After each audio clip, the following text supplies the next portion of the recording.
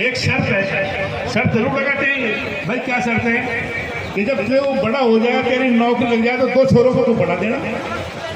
तो भाई शादी में दहेज नहीं लेगा, शादी में दहेज नहीं लेगा। बोलता क्या भी मंजूर।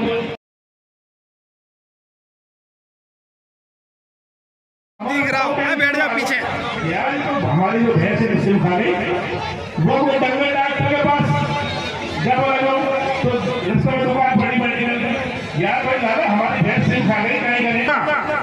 और आप अंदाजा लगा, पहले आप कोई भी काम करो, पहली शादी हो मान लो, पहली बार बच्चा स्कूल में जाए, कभी भूलेगा? इंद्रौली तो आप समझो अमिट हो गया। और विधायक कोष से जो पैसा मिलेगा उसकी शुरुआत इंद्रौली से ही होगी। जोरदार तालियां, जोरदार तालियां। तो मैं भी मेरा भीड़ इकट्ठा करूंगा, कुर्सी बढ़ती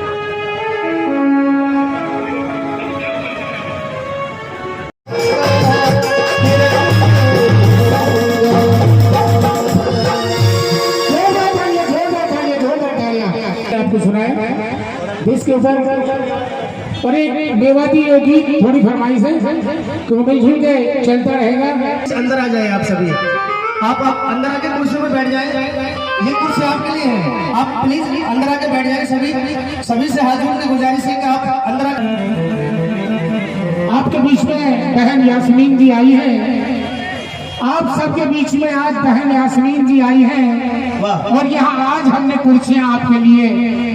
जो ये मेवाती लोकगीत है, ये गाना भी है और एक चुटकुला भी है, क्योंकि हमारे मियो भाई भी बैठे हैं यहाँ पे, हिंदू मुस्लिम भाईचारा एक जगह इकट्ठे बैठे हैं। आज ये बीजेपी की रैली है और डॉक्टर यास्मीन तैयब खान जी आपके सामने विराजमान है। जो बिचौला रहे करो बिचौला, मैं थोड़ा ध्यान से बैठ गया। जो बिचौला रहे माता बहनों को जरूर लेकर आए। ये 21वीं सदी है। महिला MLA का चुनाव लड़ने जा रही हैं। भगवान की कृपा से इंद्रौली सबसे ऊपर रहेगा।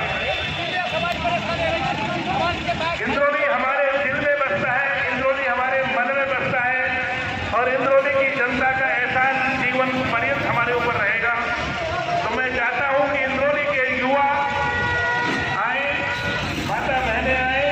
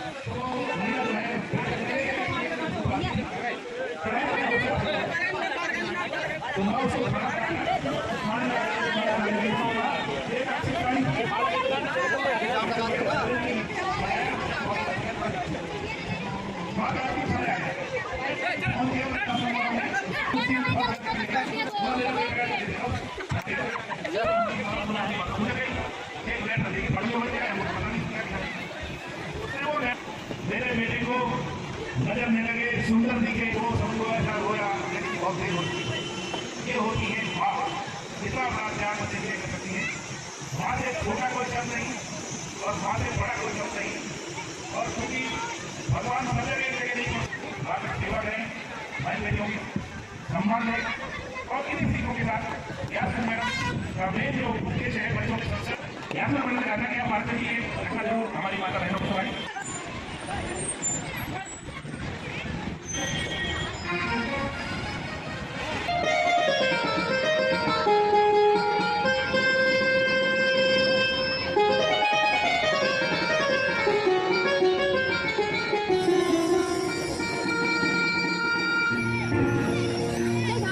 है अमन की पहचान मेरे देश का झंडा,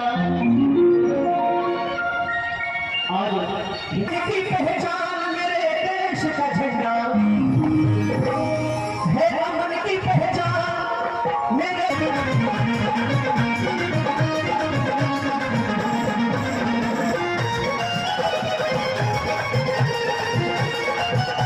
मैं चंद्रलाई उनके लिए बोल रहा हूँ कि इतना ऊंचा मुकाम आपका हो दीदी जी, इतना ऊंचा मुकाम आपका हो और सारी दुनिया में नाम मंजिल आपकी, इसी जगह भी कयाम आपका हो।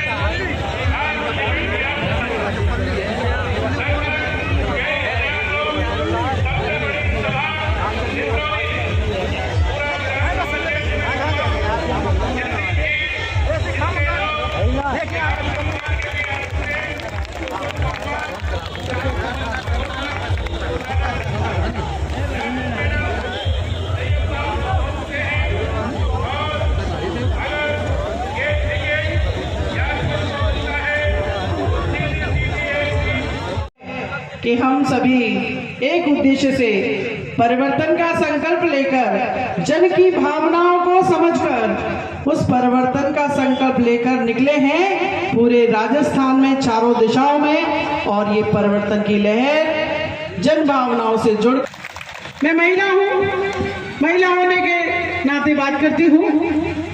ऐसा कोई दिन नहीं जाता जिस दिन अखबार की सुर्खियां घटनाएं और हमारे हृदय को ठेस पहुंचाने वाली घटनाएं।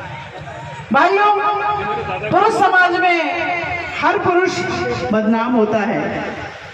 अगर महिला पीड़ित है तो हम सोचते हैं कि हमारी हर बहन बेटी हमारी है तो वो हमारी पीड़ा है। ऐसे ही अगर पुरुष गलत काम करता है तो एक पुरुष सारे समाज को बदनाम करता है। घर से उठा कर ले गए और उसके साथ गैंगरेप हुआ और गैंगरेप होने के बाद में उसको तेजाब डालकर जलाया गया और उसके बाद भी उनकी समाप्त नहीं हुई उनकी तृष्णा। तो आपको वोट देकर परिवर्तन लाना है। अशोक जी, आप तो बस इतना जान लो और हम सबका कहना मान लो और अपना बोरिया बिस्तर बांध लो और इसी आशा के साथ कि आप कमल का फूल जिताएंगे, बीजेपी की सरकार लाएंगे और भारतीय जनता पार्टी को मजबूत बनाएंगे। यही निवेदन आप सबके बीच में करने आई हूँ। बहुत बहुत धन्यवाद। जय हिंद, जय भारत, राम राम साहब। ये थी भारद्वाज मैडम, इनके साथ जो दूसरी मैडम आई, देर से बैठे, आवाज नहीं निकल रही। 10 बजे के बैठे मैडम। चलो मैं भी बिना माइक की आवाज लगा, ठीक है। भारत माता की जय, भारत माता की जय। निकल लीजिए आवाज। आज यही तो कि जी उनकी हर योजना में फायदा महिला को होता है। उज्ज्वला योजना, महिलाएं चूल्हे पे रोटी बनाती थी, इज्जत घर, शौचालय बनाए, खाते खुलवाए, वरना महिलाएं बैंक में जाना क्या जाती नहीं थी। तो मोदी जी की हर योजना में, और आप कौन सा बिल ला रहे हैं कि विधानसभा में जो हमारे यहाँ से टिकट मिलेंगे 33% महिलाओं को ही मिलेंगे, चाहे वो विधानसभा में हो चाहे लोकसभा में हो। तो महिलाओं की भागीदारी राजनीति में ज्यादा हो चुकी है।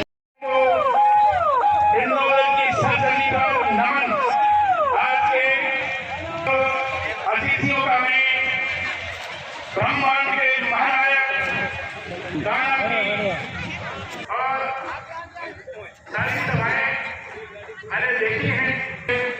टिकट या को मिलना चाहिए। रंजीता मैडम, हमारी MP मैडम। ब्रह्मचारी जीवन 25 साल तक जो पढ़ाई करते हैं उसके बच्चे गृहस्थ 25 से 50, हम दोनों 49 साल के हो गए, 1 साल ही बचा। अब ये समय हम वानप्रस्थ में पूरा आपको देंगे अगर सहयोग करेगा, और अगर गलत किया तो मैं अगले इलेक्शन खुद नहीं लड़ूंगा। आप ये बिल्कुल करना, क्योंकि बस हर एक आदमी का असेसमेंट 5 चीज़ों से होता है कि वो सच बोलता है कि नहीं, दूसरा वादा निभाता है कि नहीं, तीसरा वो अमानतदार है कि नहीं, चौथा वो न्याय करता है कि नहीं, पांचवा वो किसी पे जुल्म तो नहीं करता है। तो अभी मैं 50 साल का हो गया, मेरे गांव में पता करो, अलवर में जहाँ मैं काम करता हूँ पता करो, जहाँ मैं पढ़ा हूँ वहाँ पता करो।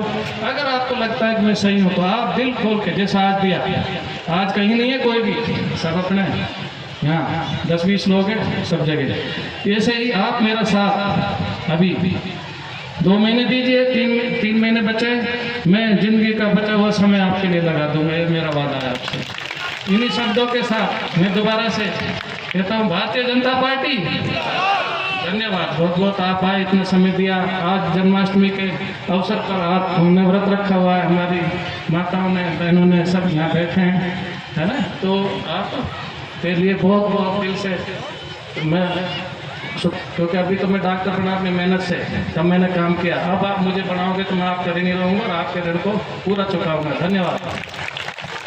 हम जैसे सब समझते हैं समस्या क्या है, समाज में क्या है, परंतु जब तक हम उस समस्या के तह में नहीं जाएंगे हम सॉल्यूशंस नहीं कर सकते। तो अभी अच्छे आदमी के देश, मतलब अभी हमारे मुसलमान अब भी डरते, मैं जाता हूँ तो क्या यार ऐसा हो जाएगा, संविधान बदल जाएगा। भाई संविधान में क्या बदलेंगे? पूरी दुनिया में आजकल तो ग्लोबलाइजेशन का ज़माना है, कोई एक देश आइसोलेटेड हो नहीं सकता। आइसोलेटेड हो गया तो ख़त्म हो जाएगा कोई भी देश है, चाहे कोई समाज है, चाहे कोई देश है, चाहे कोई कम्युनिटी है, चाहे कोई गांव है, अगर वो सबसे कट कर दो। जैसे पुराने ज़माने हम क्या करते थे, कोई गलत करता था तो समाज से बाहर कर देते थे। क्यों? उसके डर से गलत नहीं करता, क्योंकि उसको लगता था कि मैं अलग थलग पड़ जाऊँगा। तो अभी मोदी जी के हाथ में जो कमान हुई आई तो हम चंद्रमा पे पहुंच गए, उसके बाद हम तुरंत सूर्य पे जा रहे हैं। और धीरे धीरे चेंज होगा और हम प्रगति के रास्ते पर होंगे। और हम मिलजुल के रहो, कहीं भी रहो, अपरेस मत, आइसोलेटेड मत हो बिल्कुल कि साहब हम तो यहीं जाएंगे। इस जाने से आपका ही लोग से किसी का नहीं है, हमारे रही हमारी बात। कोई बिजली सड़क कुछ नहीं थी, तो मैंने सारे जीवन जिया अपना ग्रामीण, उसमें हल भी जोता, सारे जो घर के काम होते हैं, लावणी भी की, भैंस भी चराई, सब किया। तो मैं भावनात्मक रूप से तो सारा गांव का जानता हूँ। फिर मैं आगे पढ़ा, वहाँ पढ़ाई की, तो मैंने उच्च वर्ग को जाना, फिर मैं प्रैक्टिस में आया। आज मेरे पास सारे समाज आते हैं, इंसान, हर एक इंसान, चाहे वो किसी भी वर्ग का आता है, वो मेरे पास आता है। मैं सबकी भावनाएं समझता हूँ, समाज को समझता हूँ। तो इस मौके पर पहले मैं आपको जो मिसकंसेप्शन है सोसाइटी में, क्योंकि जब तक हम समस्या सब बता रहे हैं, अभी सड़क नहीं है, बिजली नहीं है, भ्रष्टाचार है, सब बता रहे हैं, सब पता है, सोल्यूशन नहीं ढूंढते। सोल्यूशन ढूंढते हैं तो जैसे उसमें बायस है। जबकि आज मैं श्री कृष्ण जी की 10 साल पहले आपको यहीं से निकाला, इसने पूरा बताया। क्योंकि यहाँ आपने जब इस्लाम कबूल किया, कोई दिक्कत आई तो आप यहाँ से माइग्रेट हुए हुए कामा में। वो नहीं चाहते कि बीजेपी जीते, उनको ये समझाओ कि डॉक्टर तैयब की जड़ यहाँ है, वो बारी नहीं है। मेरा हर एक घर में संबंध है कामा के, क्योंकि मैं डॉक्टर तो यहाँ करेगा तो मेरा नेचर जानते हैं। 20 साल से मैं यहाँ काम कर रहा हूँ। तो कोई धर्म के नाम से भ्रमित करता है, कोई जाति के नाम से, कोई क्षेत्रीयता के नाम से। मैं आपको बताना चाहता हूँ कि एक इंसान को जब ईश्वर ने यहाँ भेजा तो इंसान भेजा, एक उसमें 2 सब स्पेसीज भेजी, एक मेल और फीमेल, महिला, एक तो मर्द और एक औरत भेजी, उससे दुनिया चली। जब फिर मैं डॉक्टर तो मैंने सारा शरीर पढ़ा तो मुझे कोई डिफरेंस नज़र नहीं आता कहीं। सबकी हार्डवेयर थोड़ा अलग है पहचान की वजह से, परंतु अंदर का सॉफ्टवेयर जो एक है। तो जब इंसान आया तो उसके साथ धर्म आया, वही धर्म है सबका। जब उस समय के साथ समय जैसे गुजरा, जब उसमें लोगों जो गलत लोग हैं, क्योंकि गलत एक आदमी में दोनों ही फितरत होती है, सही भी गलत भी। एक आदमी कभी भी अच्छा हो जाता है, वही आदमी कभी बुरा भी हो जाता है उसके कर्म से। आज 10 साल आदमी ने अच्छी जिंदगी जी, गलत काम किया, बुरा हो गया। तो एक इंसान में 2 फितरत हैं, तो जिस फितरत को अपनाओगे आप ऐसे कहलाए जाओगे। तो जब जब जो ईश्वर ने सारे नेचर बनाई, पशु पक्षी बनाए, सबका एक ब्रेन को मिड ब्रेन तक सीमित रखा। इंसान को 4 ब्रेन दे, मतलब आगे का हिस्सा ये, इसकी शक्ति है सोचना। अब ये सोचना, अब एक बिना पढ़े सोचना है, कैसे सोचना। जैसे एक अनपढ़ डॉक्टर है, RMP है, वो उसके पास मरीज आया, उसने कहा सर दर्द है, उसने भी सोचा साहब इसके वो लगा दे इंजेक्शन। और एक जो क्वालिफाइड डॉक्टर है जिसने MD की, DM किया, फिर वो सोच रहा है। तो सोचना तो सोच तो न रहे, परंतु उसने अपनी मनगढ़ंत सोच से इंजेक्शन दिया, उससे मरीज मर गया। और जिस पढ़े लिखे डॉक्टर ने, जिसने समझा चीज़ों को, तो उसने किया तो उसको फायदा हुआ। तो इस दुनिया में खेल 4 ब्रेन का है, पढ़ाई का है। और फिर जैसा कि अब मैं अभी गीता के बारे में बताने वाला हूँ, पहले के बैकग्राउंड बता रहा हूँ। तो जैसे सारी इंद्रियां हमारे कोई कर्तव्य, डॉक्टरी का काम, मदरसे चला लो, स्कूल चला लो, नेतागिरी कर लो, कोई भी कर लो, उसके दो पहलू होते हैं। आपकी नीयत त्याग वाली है, आप त्याग करते हो, इंसानों का भला करते हो, तो कोई भी कर्म आपका धार्मिक हो जाता है। और वही कर्म को अगर आप स्वार्थ में करते हो, स्वार्थ में अपने लिए करते हो, लोगों का गला घोटते हो, वही अधर्म का काम है। बस वो जो एग्जैक्ट चीज़ है, इंसान वही, सबका धर्म वही। और जब हम गलत करने लगे चीज़ों को, तब ईश्वर ने किसी दूत को यहाँ भेजा समझाने। अब भेजा तो ईश्वर ने दूत को यहाँ समझाने, सॉल्यूशंस ढूंढने समस्याओं के, जो इंसानों के सामने समस्याएं हैं। परंतु लोगों ने फिर जैसे उनकी वजह से जब समझाइश हुई, तो वो वर्ग जिसने फॉलो किया वो चमक गया, तो उनमें घमंड आ गया, वो अपना आप को सर्वश्रेष्ठ मानने लगे, सर्वश्रेष्ठ मान लगे, तो अनपढ़ हो गए, वापिस से फिर वो वहीं आए। तो ये चक्र चलता रहा। ईश्वर ने दूत भेजते रहे। जिन समस्याओं का सोल्यूशन के लिए ईश्वर ने भेजा, वो किताबें भेजी, उनको पढ़ना छोड़ दिया, और उनके नाम से आज हम लड़ रहे हैं। आज हमारा देश, ये अंग्रेज बहुत तेज थे, उनको पता था कि इनको हम ये लोग हैं ना अभी अनपढ़ हैं, तो इनको धर्म अलग तरह समझा दो, तो उन्होंने मजहब को धर्म समझा दिया और कह दिया तेरा ही मजहब सर्वश्रेष्ठ है। इस वजह से हम आज जिससे हमारी समस्या सोल्यूशन हो रही, वही हमारी समस्याओं की जड़ बन गई। कैसे बन गई कि हम जैसे कहते हैं, जैसे भ्रष्टाचार, हमारे मोदी जी ने नारा दिया 3 अभी भी है, भ्रष्टाचार मुक्त भारत, परिवारवाद मुक्त भारत और ये तुष्टिकरण मुक्त भारत। अब ये ऐसे तो अलग अलग चीज़ लगती है आपको, और जो मैं बोल रहा हूँ 100% तो उससे कुछ नहीं होता, पर ये लिंक्ड है। लिंक्ड कैसे है कि जैसे कांग्रेस ने यहाँ संघर्ष किया, हमारा देश आज़ाद हुआ, तो वहाँ के अच्छे लोग बने, जो जिन्होंने कर्म किया अच्छा, उनका तो कोई दोष नहीं है, पर उनके जैसे उनकी वजह से उनको बच्चों को मतलब मिला यहाँ पर मौका, और वो भ्रष्ट होते गए। अब उन्होंने अपना इतना भ्रष्टाचार में पैसा बना लिया कि उनको डर लगता है कि अगर हमारे बच्चे नहीं बनेंगे, हमारे घर वाले नहीं बनेंगे, तो कहीं हम भूखे ना मरें। उनको विश्वास नहीं है कि वो जीवित रह सकते हैं। तो इस जो भ्रष्टाचार जो फैला देश में, उससे ही परिवारवाद का जन्म हुआ, और परिवारवाद का जन्म हुआ, तो परिवारवाद से ही तुष्टिकरण आया। अब लोग अलग अलग बातें करते हैं, कोई कहता है मुसलमानों का तुष्टिकरण, कोई कहता है हिंदुओं का तुष्टिकरण, कोई कहता है जाटों का तुष्टिकरण, कोई ऐसे करते रहता है। पर तुष्टिकरण भाई भतीजा बात है, कोई करेगा, कोई इस दुनिया में ज़्यादा दिन नहीं रह सकता। तो ये जो परिवारवाद से तुष्टिकरण पैदा हुआ, कैसे हुआ? उनको ये लगता है कि भाई हम जीते, हम ही को जीतना, अब इसके लिए कुछ भी करना पड़ेगा। तो वो किसी न किसी वर्ग को अपना बनाने की कोशिश करते हैं, उसमें उस वर्ग का ध्यान नहीं रखते। जैसे मुसलमानों के साथ हुआ, मुसलमानों को कोई कांग्रेस ने तुष्टिकरण किया, हम मानते हैं, पर नेताओं का किया। अगर आज हमारे भाइयों का करते, ये गरीब इतने कैसे होते? आज ये देश में हमारे उस वर्ग से भी गरीब है जिसने सालों साल शोषण सहन किया। तो जो नेता हमारे, देख लो मेवात में 4-5 परिवार है, उसके अलावा कोई का टिकट मिलता हो तो बता दूं।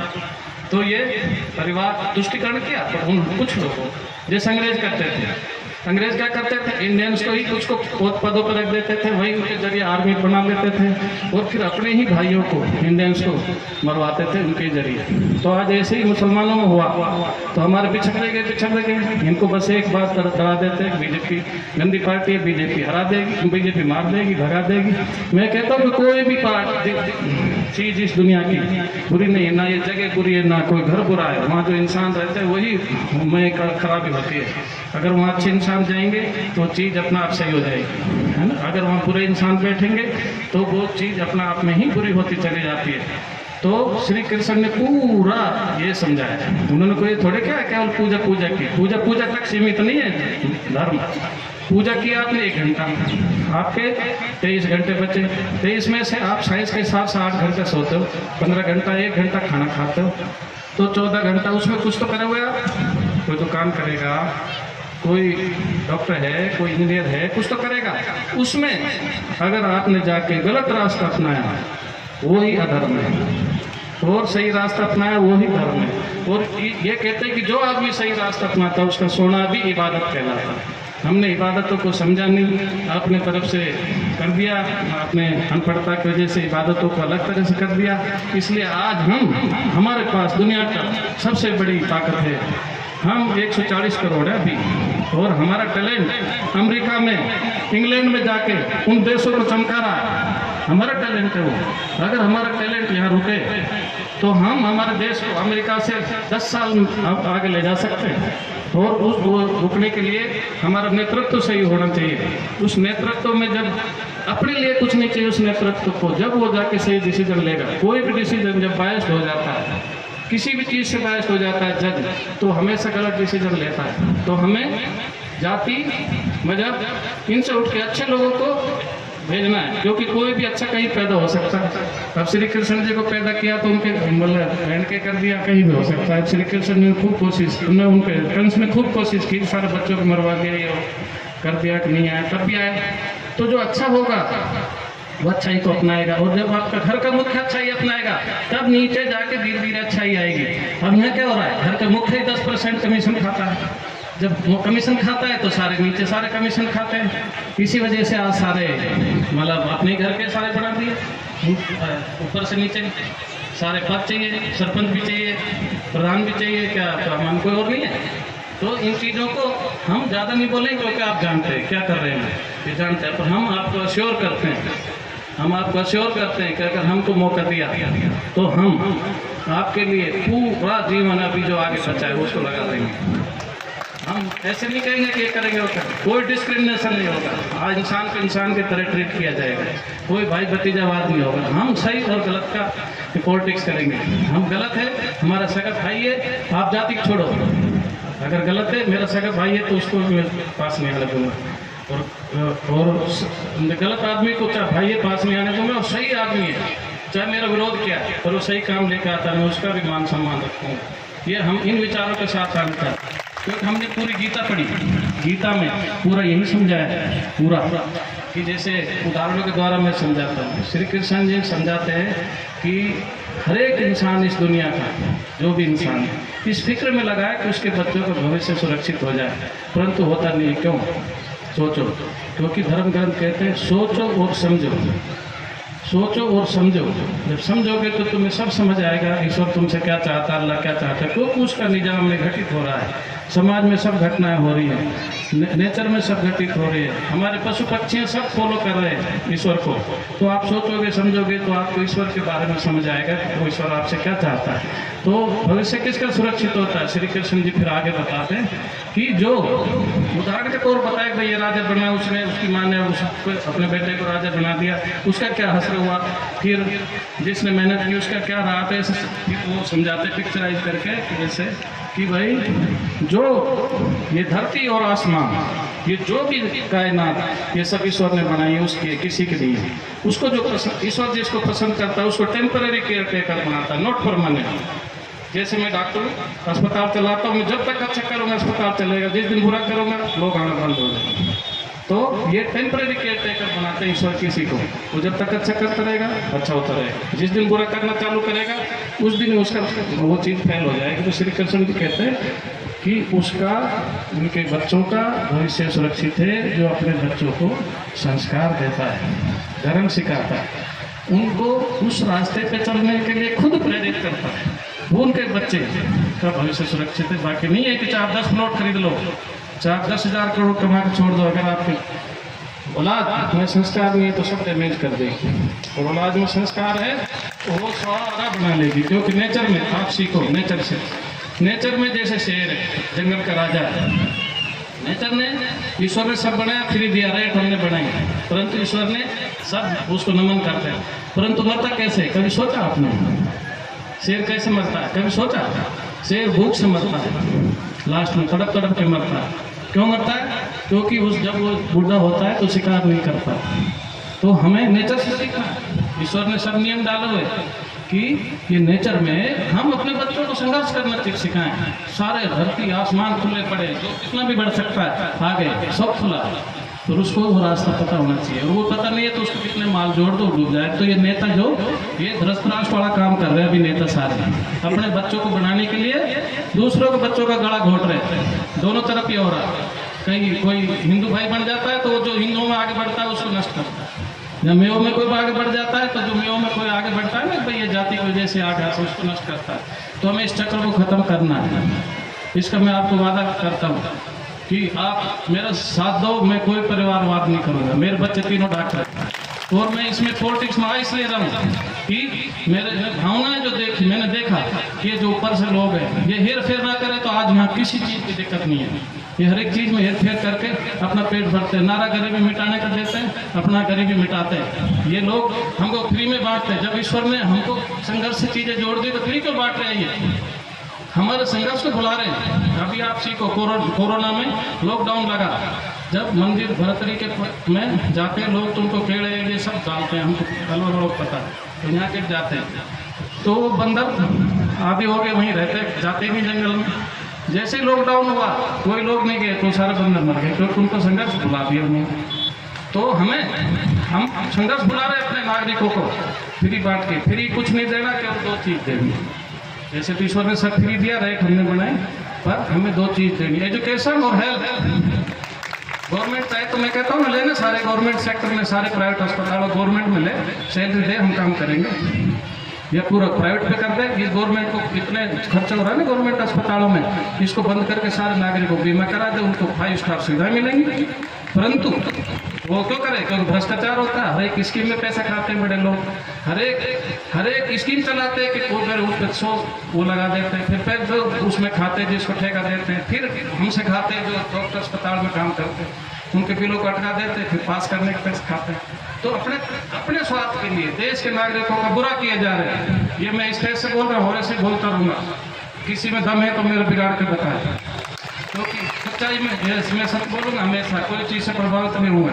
जो स्कीम हमको संघर्ष करना मत भुलाओ, हमको पढ़ाओ, सबको अवसर दो, समान अवसर पढ़ने के, टीचर्स को टाइप करो। तो उनसे आप खाना खिलवाते हो, खाने कहाँ कमी आज?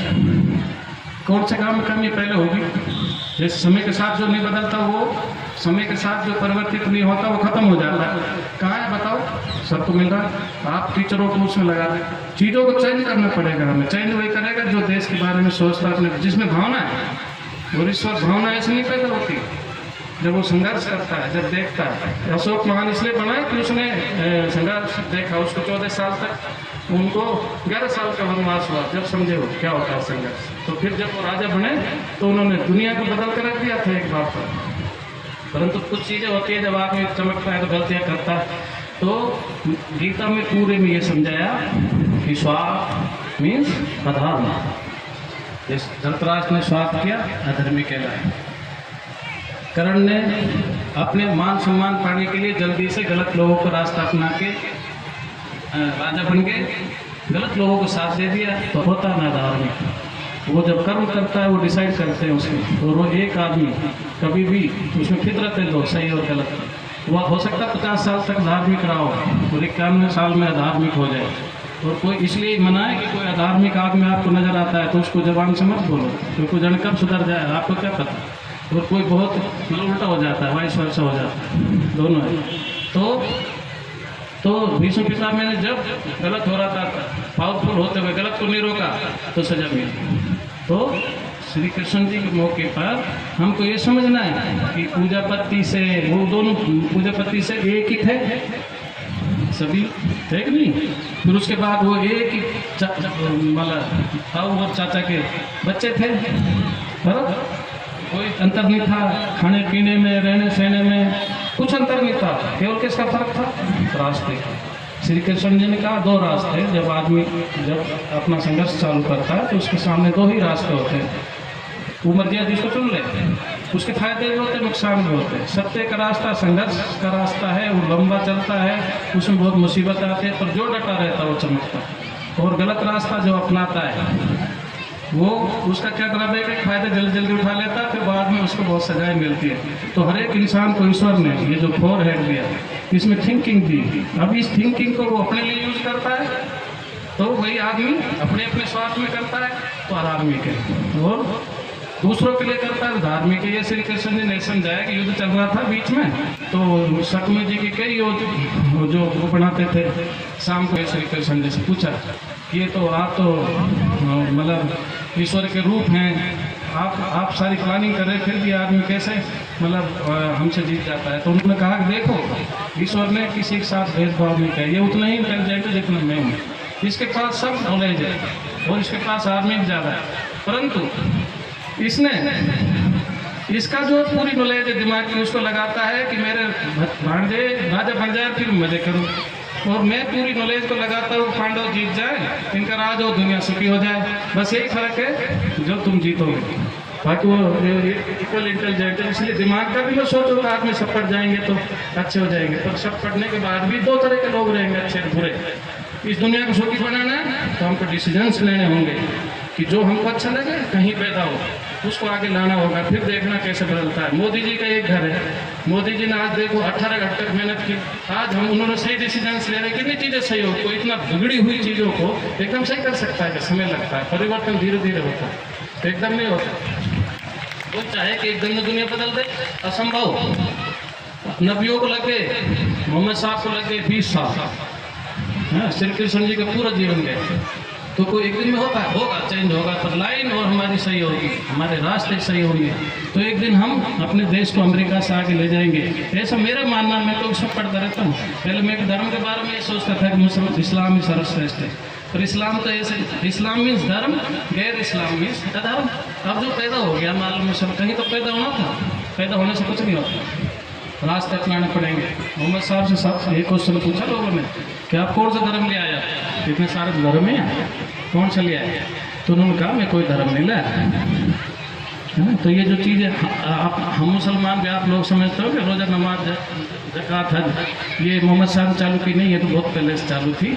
मोहम्मद साहब ने ये कहा कि तुम जो गलत कर रहे हो, तुम अपने घमंड में लड़कियों को मार दो, जन्म के उस टाइम जन्म से पहले तो मारने का था नहीं, पैदा होते दबा देते। तुम जो गुलाम तबका चलाते हो, लोगों का हक मारते हो, गरीबों को दबाते हो, प्यासे को पानी नहीं पिलाते, भूखे को खाना नहीं खिलाते, हर एक चीज़ में अपना स्वार्थ ढूंढते हो, और ना कोई अच्छा करे तो उसको खिलाफ हो जाए। मूलभूत आवश्यकताओं से आपको कांग्रेस सरकार ने वंचित किया हुआ है, उन सबको हम पूरा करेंगे, और जितना भी सरकार से जो धन आता है वो सब आपके क्षेत्र के विकास के लिए लगाएंगे। और आज जन्माष्टमी है, इस सब की मेरी ओर से आप सबको बहुत बहुत सारी ढेर शुभकामनाएं। आप सभी से मैं एक बात कहना चाहती हूँ, जो यहाँ कांग्रेस की सरकार द्वारा तुष्टीकरण किया जा रहा है, परिवारवाद चलाया जा रहा है, और जो भ्रष्टाचार यहाँ पर सरकार द्वारा चलाया जा रहा है, उन सबको हम पूरी तरह से खत्म कर देंगे अगर हमें एक मौका मिलता है तो। धन्यवाद। में सागर भर रही थी, कांग्रेस सरकार की तुष्टीकरण की, भ्रष्टाचार की, भाई भतीजावाद की नीतियों को समाप्त करूंगी। एलवाड़ी बोनवाड़ी जुरेड़ा मैडम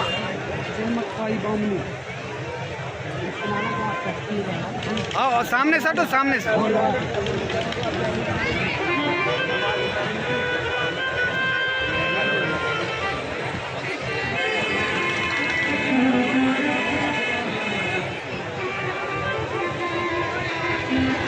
और ये सावले राम जी मीना भी स्वागत कर रहे हैं, उन्हीं का ये प्लॉट है, उन्हीं की जगह है जहाँ ये हमारा मंच लगा हुआ है।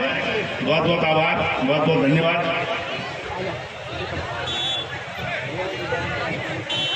प्यार हो इंद्रौली के लोगों जैसा, सम्मान हो तो इंद्रौली के लोगों जैसा, और प्यार उड़ेलने में यास्मीन और तैयब साहब भी पीछे नहीं हैं।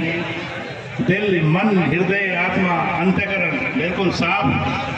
राजनीति में वे केवल इतना जानते हैं कि साफ सुथरी राजनीति होगी, भ्रष्टाचार मुक्त होगी।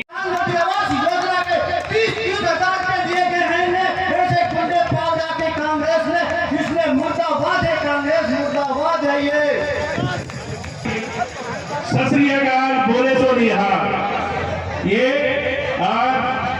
ये जब सभी मेरे हाथ जोड़ के विनती है साहब, तैयब साहब आप बुलाओ जो ना आवे, या तो हो ही ना सके। हम बुलाए जब तो ना भी आवे, लेकिन इंद्रौली वाला बुलावे 100% आएंगे। इंद्रौली उनके दिल में बसती है, आत्मा में बसती है।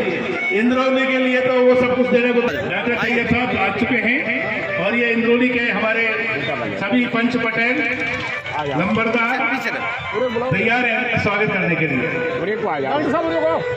ये राजस्थान की आन बान शान और सम्मान का प्रतीक साफा पीछे हो जाओ आप, यानी रेगिस्तान, थोड़ा सा पीछे यानी राजस्थान, थोड़ा पीछे हो, पीछे। राजस्थान यानी राजाओं का स्थान, जहाँ राजा महाराजा राज किया करते थे। और इसकी पहचान की चर्चा करूं तो आकाश की ऊंचाइयों को नापते हुए किले, यहाँ अगर बलिदान की गाथाएं गाती हवेलियां, शौर्य स्वाभिमान में मग्न हल्दी घाटी, भक्ति और शक्ति के प्रतीक महाराणा प्रताप एक हाथ में, और राजस्थान के हमारे व्यापारी जिनको दुनिया में मारवाड़ी कहा जाता है, लोगों में से 3 लोग आपको मिल जाएंगे, बोलेंगे थे कट्ठे से आया हो, यानी वो मारवाड़ी मौजूद है, राजस्थानी मौजूद है। उसी राजस्थान का ये मेवात, ब्रज मेवात का ये पवित्र भूमि स्वर्णिम इतिहास रचने जा रही है, नया इतिहास रच रही है। यास्मीन के नेतृत्व में, डॉक्टर तैयब के नेतृत्व में, इंद्रौली के जनता के नेतृत्व में नए इतिहास की रचना होने जा रही है। तारीख है आज 7 सितंबर, भगवान कृष्ण का जन्म, गोवर्धन महाराज पर्वत को उठाने वाले कृष्ण भगवान का जन्म। और आज नया इतिहास इंद्रो इंडिया दी जाएगी। ये साफा तैयब साहब अपने ड्राइंग रूम में सजा कर रखेंगे। ये वो साफा है जो इंद्रोली ने मुझे पहनाया था। इसका भार उठाना है, इसकी जिम्मेदारी निभानी है तैयब साहब को। इंद्रोली ही मैं रहूंगा, आता जाता रहूंगा। आजकल तो रहने की भी जरूरत नहीं है, मोबाइल से आप दुनिया में कहीं बैठे समस्या में आपकी समस्या हो, आप तुरंत संपर्क करें, समाधान होगा।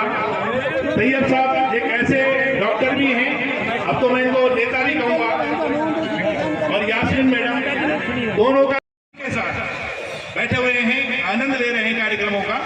मेरी हाथ जोड़कर आपसे विनती है, आप आ जाएं और इंद्रोली गामा का, लेकिन ये शुभकामनाएं थी जो यहाँ खींच कर ले आई। और शुभकामनाएं हॉस्पिटल तो आगे चलता ही चलता है, सानिया मिर्जा को भी शुभकामनाएं लग जाती हैं। सानिया नाम है उसका, तो सानिया हॉस्पिटल और सानिया मिर्जा दो यहाँ जरूर लगाएंगे डॉक्टर साहब। 1 महीने में 1 कैंप जरूर लगेगा मेडिकल का। तैयब साहब के बाद जब ये विधायक बन जाएंगे, जो दिल मन हृदय आत्मा से प्यार करते हैं, उनको मतलब पैसा किसी फुर्सत नहीं मिलती उनको। अरे पढ़ो लिखो जब घर को आवे, अजी अजासु अरे यू बतलावे, अरे बस एक दोई, अरे फुलकिया खावे, बस एक दोई। कैसे करिए? हर मैं हाथ जोड़ के कहरी माँ, हर मोलू ऐसो पर मिले, पढ़ा लिखा सब कर देना, सुनियर मिलेना, पढ़ा लिखा सब कर देना, सुनियर मिलेना, पढ़ा लिखा सब कर देना। और ये 500 रुपए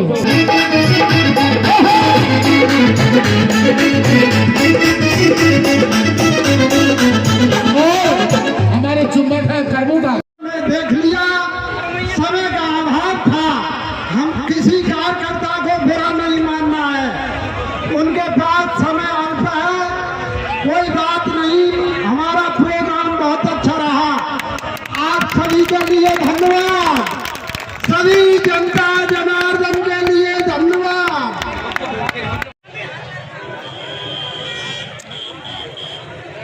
एक बार जीत का निशान और लगा दो।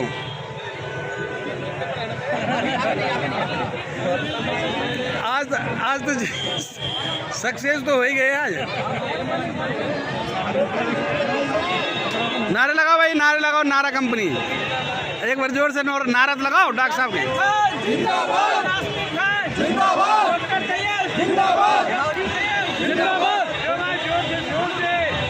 से जो लोग आए उनको व्रत के अवसर पर भी यहाँ भूखे बैठे रहे, इतनी धूप में बैठे रहे, उमस से बहुत, उसके लिए बहुत बहुत धन्यवाद। आप इसी तरह हमारे साथ लगे रहेंगे तो ईश्वर ने चाहा तो हमें टिकट मिलेगा और हम आपकी सेवा करेंगे जैसा मैंने बताया। फ्रॉड नहीं, कोई फ्रॉड बिल्कुल भी जिंदगी में।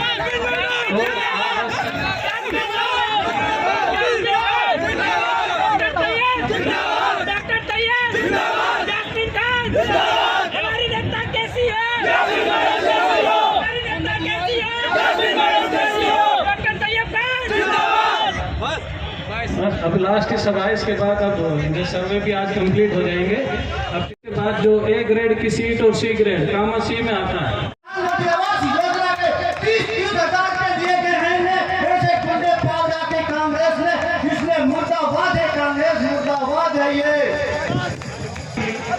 सत श्री अकाल, बोले तो बिहार।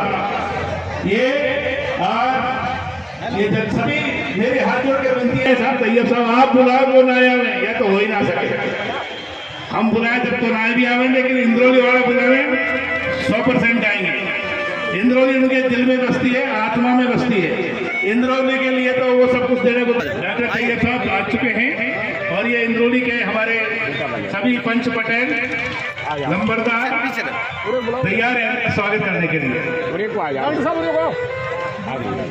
ये राजस्थान की आन बान शान और सम्मान का प्रतीक साफा, पीछे हो जाओ आप, यानी रेगिस्तान, थोड़ा सा पीछे, यानी राजस्थान, थोड़ा पीछे हो, पीछे राजस्थान यानी राजाओं का स्थान, जहाँ राजा महाराजा राज किया करते थे। और इसकी पहचान की चर्चा करूं तो आकाश की ऊंचाइयों को नापते हुए किले, यहाँ अगर बलिदान की गाथाएं गाती हवेलियां, शौर्य स्वाभिमान में मग्न हल्दी घाटी, भक्ति और शक्ति के प्रतीक महाराणा प्रताप एक हाथ में। और राजस्थान के हमारे व्यापारी जिनको दुनिया में मारवाड़ी कहा जाता है, लोगों में से 3 लोग आपको मिल जाएंगे, बोलेंगे थे कट्ठे से आया हो, यानी वो मारवाड़ी मौजूद है, राजस्थानी मौजूद है। उसी राजस्थान का ये मेवात, ब्रज मेवात का ये पवित्र भूमि स्वर्णिम इतिहास रचने जा रही है, नया इतिहास रच रही है। यास्मीन के नेतृत्व में, डॉक्टर तैयब के नेतृत्व में, इंद्रौली के जनता के नेतृत्व में नए इतिहास की रचना होने जा रही है। तारीख है आज 7 सितंबर, भगवान कृष्ण का जन्म, गोवर्धन महाराज पर्वत को उठाने वाले कृष्ण भगवान का जन्म। और आज नया इतिहास इंद्रौली दी जाएगी। ये साफा तैयब साहब अपने ड्राइंग रूम में सजा कर रखेंगे।